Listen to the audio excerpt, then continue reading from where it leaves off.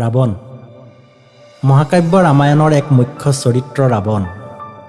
আমি সকলোৱে ৰাৱণক জানো এক মহাপাপী হিচাপে, কিন্তু কিছু লোকে ভালকৈয়ে জানে যে ৰাৱণ এক মহাজ্ঞানী পুৰুষো আছিল।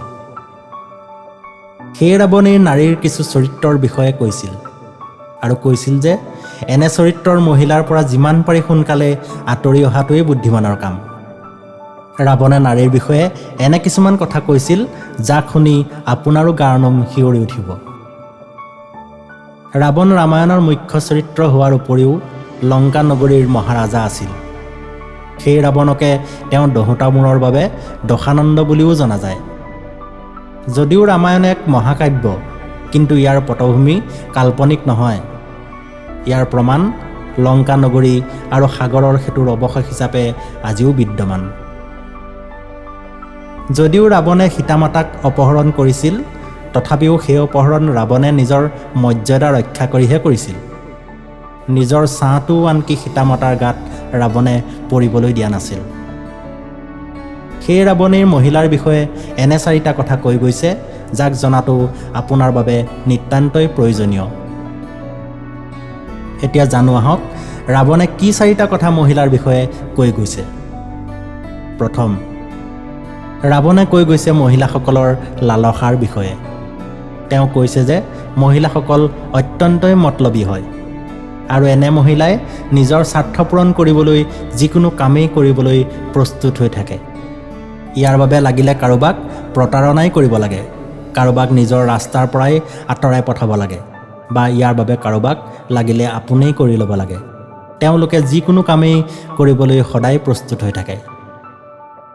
এতিয়া আপোনালোকে ভাবিব পাৰে যে ৰাৱণে কৈ থৈ যোৱা এই কথা কিমান সত্য, কিমান ভুল। দ্বিতীয়তে, ৰাৱণে কৈছে যে মহিলাসকলে যিকোনো কথা যিকোনো সময়তেই পেলাই দিব পাৰে। তেওঁলোকে দিয়া কথাৰ কোনো মূল্য নাই। মহিলাই কোনোদিনাই সত্য কথা নকয় যদিহে তেওঁৰ প্ৰয়োজন নহয়। এনে পৰিস্থিতিত মহিলাক বিশ্বাস কৰাটো বহুত টান হৈ পৰে। মহিলাই এঠাইৰ কথা আন এঠাইত লগোৱাটো নিজৰ অভ্যাসৰ দৰে হৈ পৰে।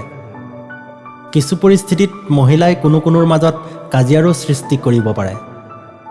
এতিয়া আপুনি নিজেই নিজৰ অভিজ্ঞতাৰ পৰা ক'ব পাৰিব ৰাৱণে কৈ থৈ যোৱা এই কথা কিমান সত্য, কিমান অসত্য। নম্বৰ 3, ৰাৱণে নিজৰ জীৱন ত্যাগৰ আগত ইয়াকো কৈছিল যে মহিলাসকলে নিজৰ পেটত একো কথাই ৰাখিব নোৱাৰে।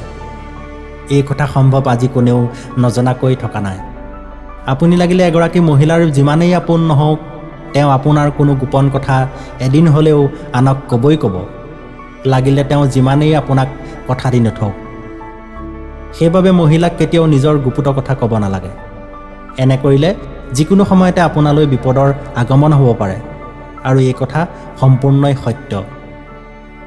নম্বৰ 4, ৰাৱণে কৈছে যে মহিলাসকল অতি সোনকালেই কাৰোবাৰ প্ৰৰোচনাৰ বলি হ'ব পাৰে।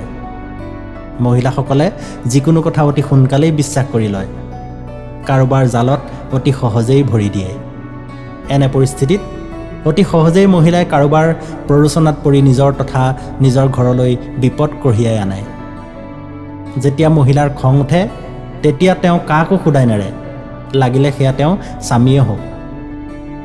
আপোনালোকে ৰাৱণে কোৱা এই কথাবোৰ কেনে পালে? আপুনিও ৰাৱণৰ এই কথাবোৰত একমত নে?